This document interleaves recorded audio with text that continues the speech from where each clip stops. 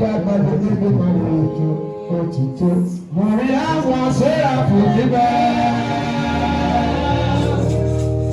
Ó ti lọ. Oya kọ́ ó parí.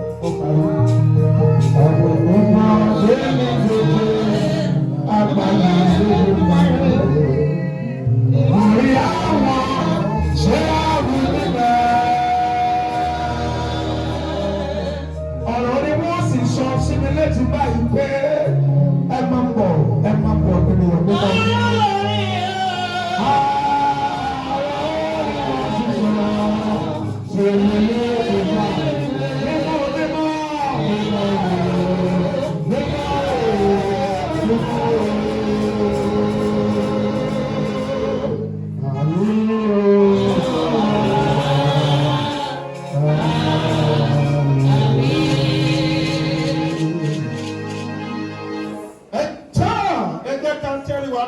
Let us bow our Fún ọba heads tó down dá ayé àti ọ̀run. for the God that created the heavens and the earth. Olúwa Ọlọ́run bàbá, Mímọ́. Ọlọ́run ọmọ, Ọlọ́run ẹ̀mí mímọ́, Sọ̀kalẹ̀. Ọlọ́run kẹ́rùbù, Ọlọ́run séráfù, Ọlọ́run Mósè Olúmọládé tún ọ̀là ṣe. Tí í ṣe Ọlọ́run bàbá wa Èlíṣà lẹ́nẹ̀. Ẹ̀yin ni Ọlọ́run bàbá wa Èso Ayọ̀délé. Tí í ṣe Ọlọ́run àgbáyé. Adúpẹ́ àti ọpẹ́ dá fún ọjọ́ tí ẹ fún wa, Ẹ ṣé Ọlọ́run. fún ìgbà tẹ fún wa, Ẹ ṣé Ọlọ́run. fún àkókò tẹ fún wa, Ẹ ṣé Ọlọ́run. fún ọ̀sẹ̀ tẹ fún wa, Ẹ ṣé Ọlọ́run. fún ọdún tẹ fún wa. Ẹ ṣé Ọlọ́run. Ògo ni forúkọ yín lókè ọ̀run. Mo ní ògo ni forúkọ yín lókè ọ̀run. Mo ní ògo ni fún Ọlọ́run lókè ọ̀run. Olúwa gba ọpẹ́ wa o. Ẹ̀mí mọ́ gba ìyìn wa. A dúpẹ́ fún ìrìn àjò àwọn ènìyàn Ẹ ṣé Ọlọ́run. láti ọjọ́ kìíní tí àjọ yìí ti bẹ̀rẹ̀ Ọpẹ́. títí di àkókò yìí. Ọpẹ́. Ọlọ́run sáré lè gba ọpẹ́ wa o. Bàbá, a ti bẹ̀rẹ̀ iṣẹ́ ìránṣẹ́ náà. Iṣẹ́ ìránṣẹ́ náà ń jẹ́ kí n lọ sópin lónìí. Èyí tó kù yìí, Olúwa pẹ̀lú wa.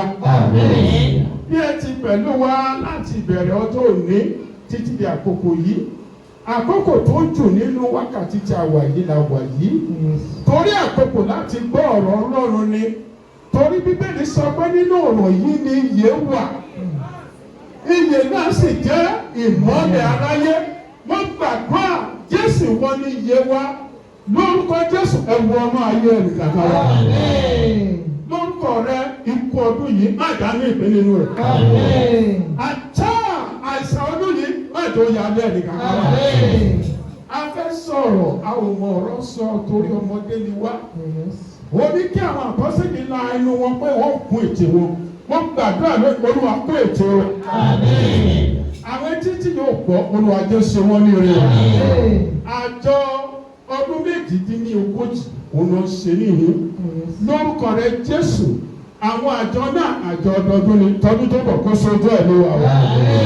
Gbogbo ọkàn tó bá sì yí lónìí. Nígbà tí a náà lọ sílò kò padà lọ́wọ́ òfo.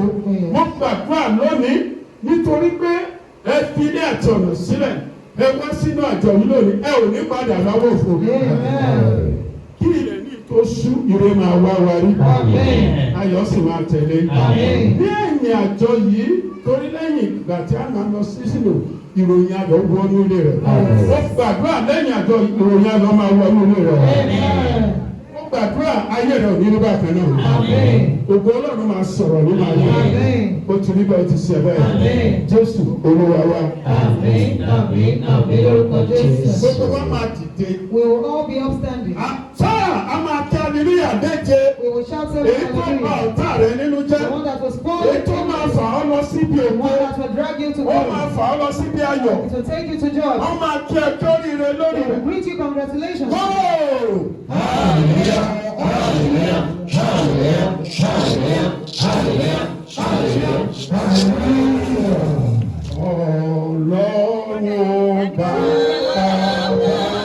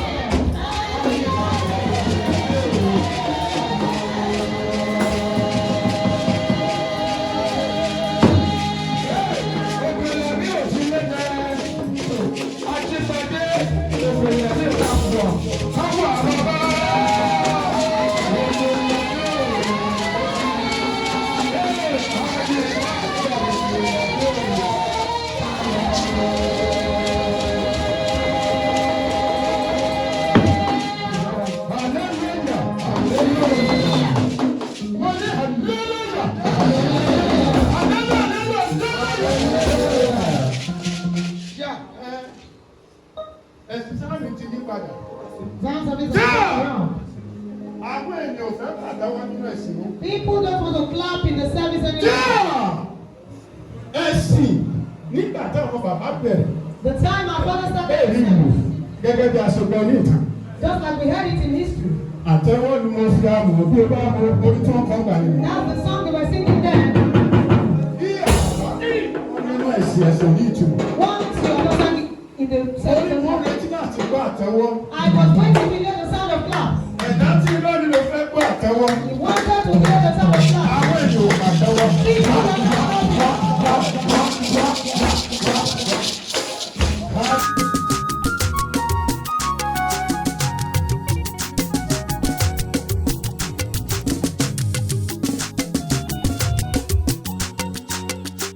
Ìtura, ìtura,